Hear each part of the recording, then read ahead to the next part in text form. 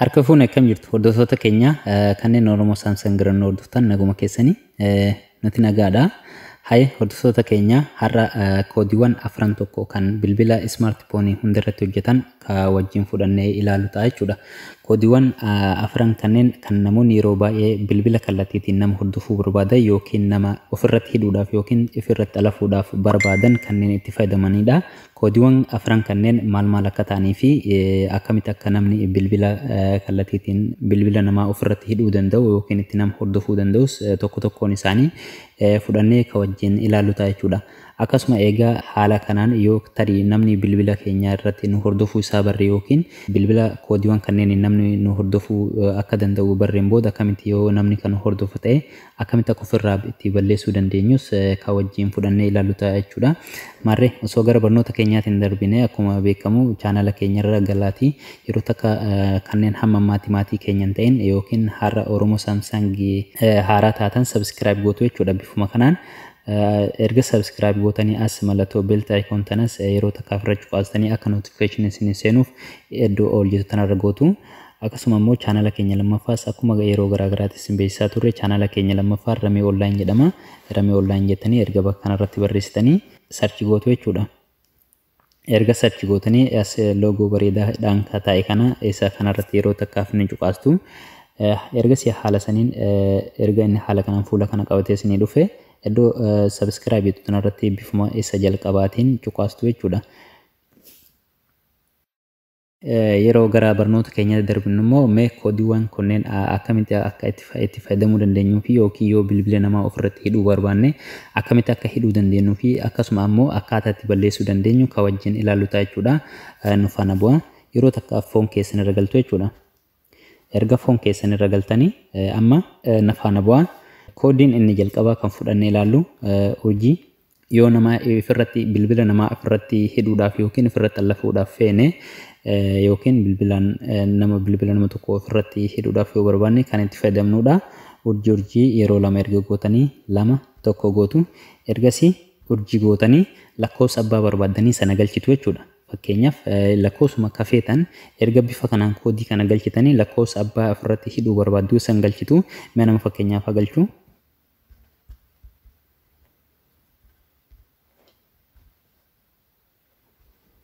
Erga haala kanaan lakkoofsa nama sanaa galchitanii xumurtaniin booda amma maslaalii gootu jechuudha. Bifa kanaan erga maslaalii gootanii anama fakkeenyaaf bilbila kiyya kana bilbila kanarratti hordofuu waan barbaadeef yookiin bilbila kanarratti ofirratti hidhuu barbaade kanaafuu bilbilli nama lakkoofsaan galche kanarratti bilbilamaa jechuudha. Fakkeenyaaf abbaan bilbila amma asirratti galchee kuni nama birooti haa jennu bilbila kiyya inni fudhatee haala kanaan lakkoofsa ofii kan itti galchee bilbila isaarratti akka na hordofuu waan barbaadeef haala kanaan erga lakkoofsa ofii san galchee xumureen booda irratti bilbilaa jechuudha. Bifa kanaan akkuma isin argitan kinoo amma akkuma argitan kana kooliin kun forwarding ta'ee bilbila isaarratti na hordofuu jira jechuudha. Ergas akkami hordofuu isaa immoo kinoo akkuma isin argitan iddoo kanarratti as bakka kanarratti akkuma isin argitan xallafamuu isaa argisiisaa jechuudha. Kunoo akkuma isin argitan kana bakka kanarratti akka xallafamee jiru nutti argisiisaa jechuudha. Kun ni argitu call forwarding jedhee jira. Bakka kanarratti namni kun akka na hordofaa jiru arguu nan danda'a jechuudha. Gabaabumatti koodii kana akkaatiin namni kun na hordofaa jiru baasuudhaafis foon kiyya irratti deebi'ee baasuu nan danda'a.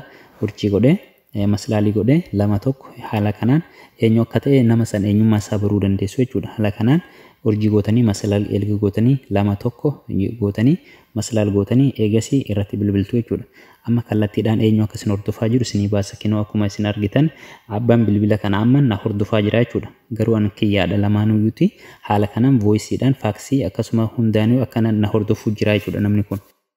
Erga haala kanaan inni kana hordofu ta'e akkamitti akka balleessuu dandeenyus fudhannee ka wajjin ilaallu ta'a jechuudha. Gabaabsine yeroo qabnu wajjin deemuudhaaf amma bilbila kanneen ofirraa balleessuudhaaf kan amma hidhamee jiru kana maslaalii yeroo lama erga balleessitanii lama tokko gootu bifa kanaan ergasii erga haala kana gootanii irratti bilbiltu jechuudha.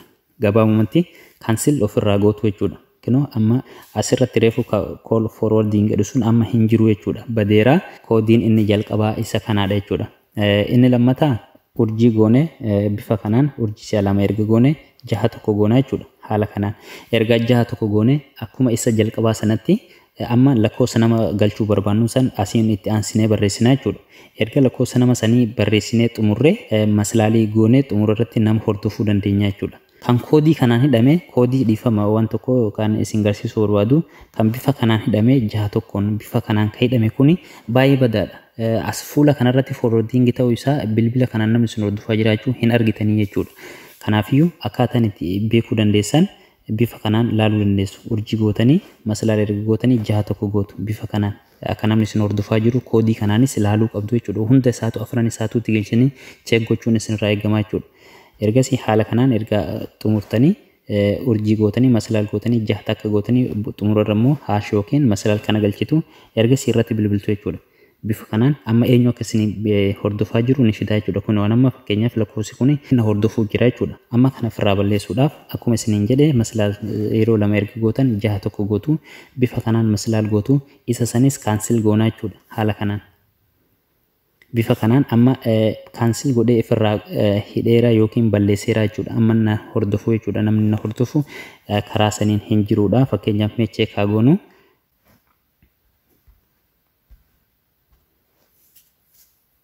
akkuma isin amma argitan kooliin kiyya kareefu asirratti namni sun na hordofaa ture amma hin jiru jechuudha. Hai gama koodii sadaffaatti yeroo darbinu lammaffaa finneerra waan ta'eefiyyuu amma inni itti aanu urjii gootanii akkan bifa maslaal erga gootanii jaha lamaadha. Haala kanaan kan namni isin hordofaa jiraachuu check gootanii duraan dursa immoo akkaataan itti nama hidhuu dandeessan ofirratti xallafuu barbaadan urjii gootanii jaha lamaadha. Bifuma kanaan jechuudha. Ergasii akkuma isiniin jedhe lakkoofsa nama sanii galchitanii erga xumurtanii immoo mallattoo maslaalii gootanii irratti bilbiltu jechuudha. Akkuma kan jalqabaa isin garsiisedha.